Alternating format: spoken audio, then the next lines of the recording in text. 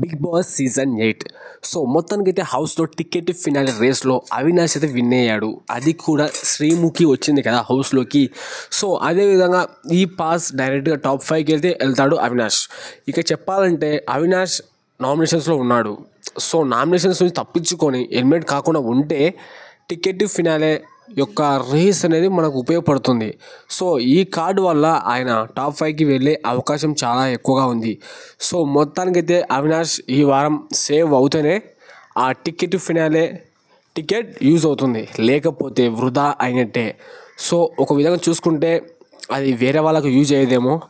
So పక్కాగా అయితే చెప్పలేం అవినాష్ ఈ వారం సేవ్ అవుతాడా లేకపోతే ఎలిమినేట్ అవుతాడా.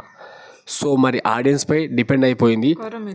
ఓటింగ్ పరంగా చూసుకుంటే నిఖిల్ అన్న మాత్రం చాలా టాప్లోనే కంటిన్యూ అవుతున్నాడు.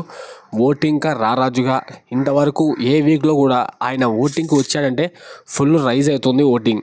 సో ఎందుకో అర్థం కావట్లేదు, కానీ ఈసారి మాత్రం ఆయన కన్నడ నుంచి వచ్చినా కూడా తెలుగు ప్రేక్షకులు చాలా మంచిగా ఆదరిస్తున్నారు. సో గేమ్ ఆడే ఒక నిఖిల్ గేమ్ని చాలా గట్టిగా ఓట్స్ అయితే వేస్తున్నారు.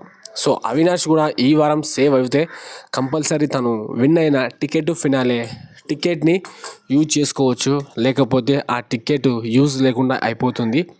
సో నిఖిల్ మలేకర్ సో ఈ సీజన్లో విన్ అవుతాడా లేదా. అదేవిధంగా గౌతమ్ కృష్ణ గట్టిగా పోటీ ఇస్తున్నాడు. సో ఏదైతే ఉంది వీణగానే విన్ అయినా కూడా ట్రూ గేమర్ విన్ అనిపిస్తుంది. అలాగే గౌతమ్ కృష్ణ కూడా ట్రూ గేమరే.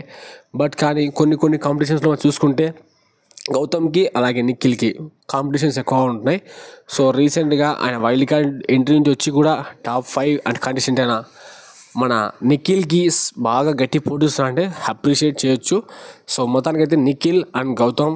ఇక అవినాష్ విషయానికి వస్తే ఆయన టికెట్ ఫినాలే యూజ్ చేసుకుంటాడు కాబట్టి సో ఆయన విన్నర్ కావడానికి అవకాశాలు కూడా ఉన్నాయి. ఎందుకంటే చెప్పారు కదా మన నిఖిల్ సంబంధించి దాదాపు అఖిలనే చెప్పాడు కమిడియన్స్ కూడా ఈసారి విన్ కావచ్చు అని చెప్పి.